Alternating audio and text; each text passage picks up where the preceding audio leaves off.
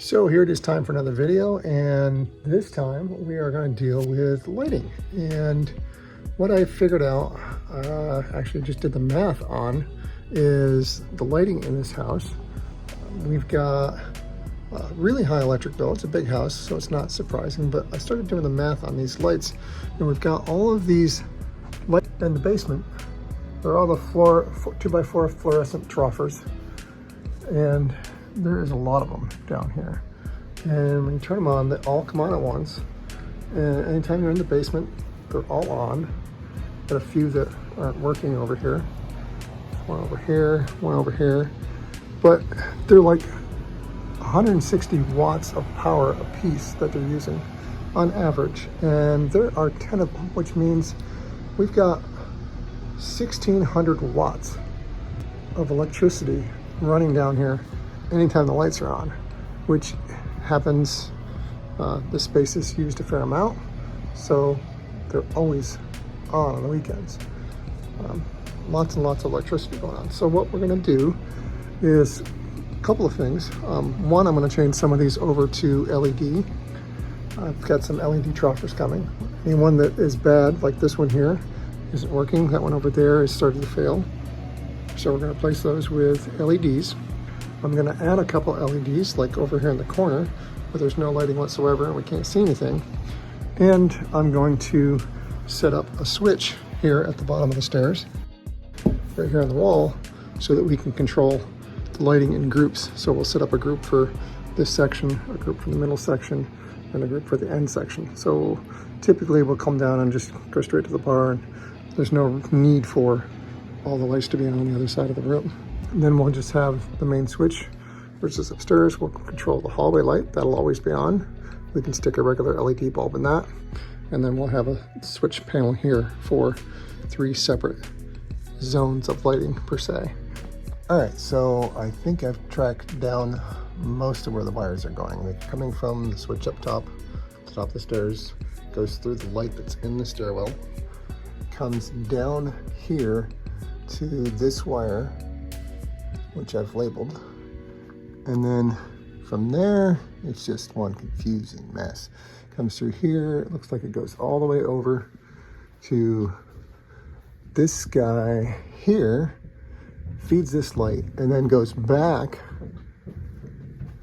over, I'm guessing, to here, and then over to this one, and then over to this one, over to that corner, back into there, across. It's just one huge mess. As I suspected, it's going to be a literal nightmare to rewire this and get this set up properly. As you'll find with most projects, it's always the contractor that was here before you is an absolute flaming moron and doesn't know what he's doing. Sometimes it's you that was the contractor before you doing this, and you wonder what the hell you did, but in this case, it definitely wasn't me. I don't know what this guy was thinking when he wired this. I've got room here in the closet to add the wiring, and I can get up into the ceiling pretty easily. So we're gonna run that main feed line, put it into here, and then run 3 separate switches to 3 separate groups. Some of the wiring I can probably reuse. Some I'm going to have to replace. So this is where the fun stuff comes in. Stair and light switches are 4 feet off the ground, but you're on stairs. So do you go 4 foot off the stair, that step that it's close to, or the one below it, or the one above it?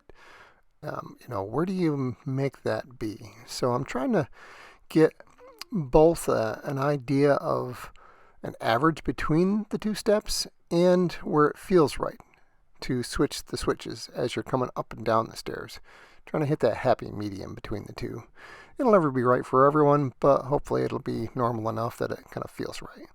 This is the box we're going to use. It's a after work box, which means you can mount it in and then screw it in from the outside rather than having to pound it in with a hammer and nails that are typically on a new work box that you can put in before the drywall's up. In this case, I have to put it in after the drywall's already in place. Once I have a really good idea where that's box is going to go, I can mark it from the back side and get it marked out for where the box is going to go, and then I can cut the hole, slide it in through, and then use the screw holes that are in this box. It's kind of a neat little box. There's screw holes that you can screw to from the outside through the box and screw it right into place after you get your hole cut.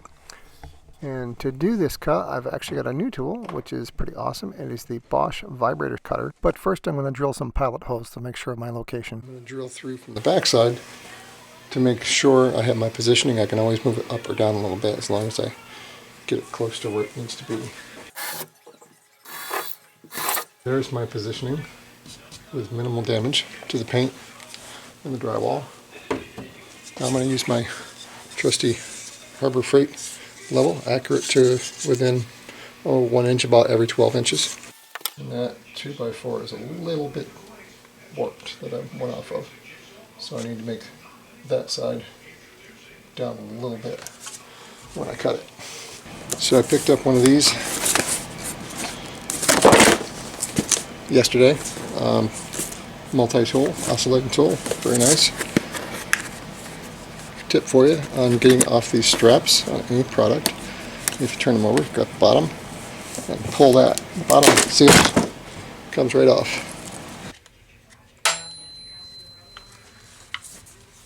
There we go.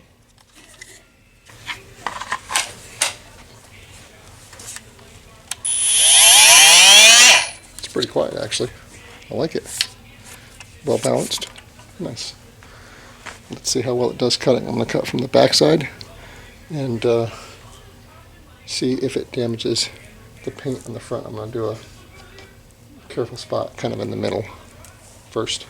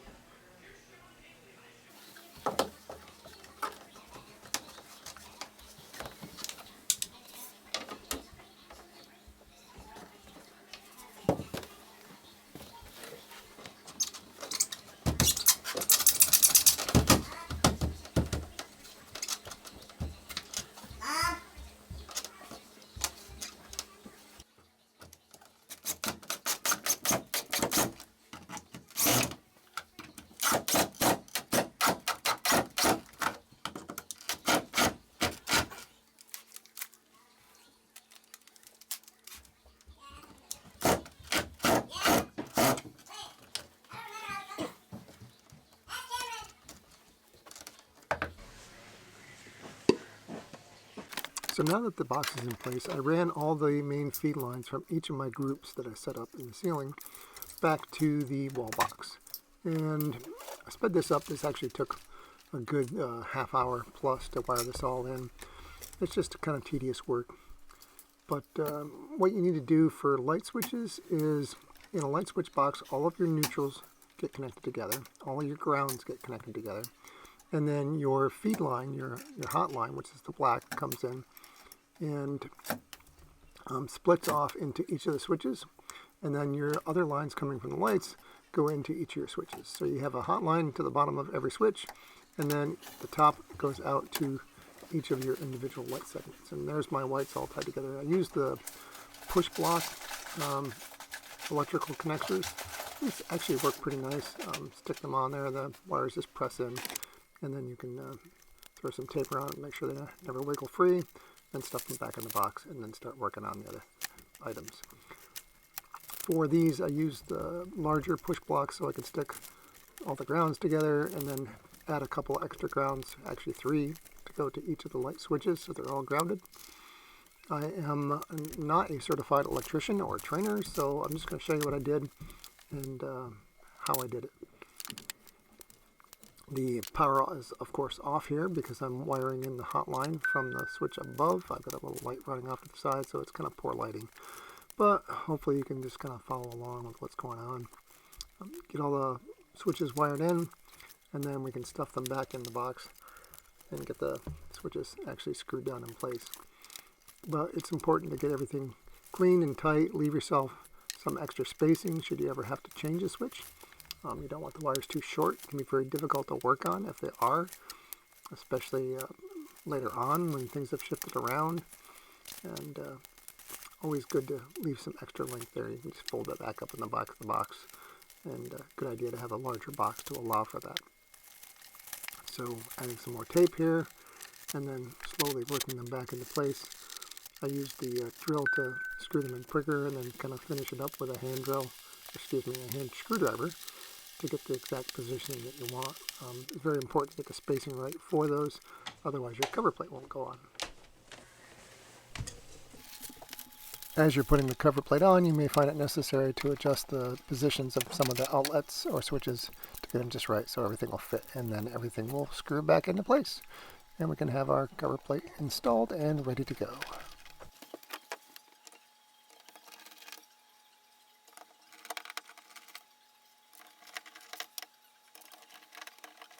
And here we go for the finished product. I've got the hallway light on, my 3 switches. We'll go to switch number 1, turns on that bank right there. Switch number 2, the middle bank. Switch number 3, the end bank.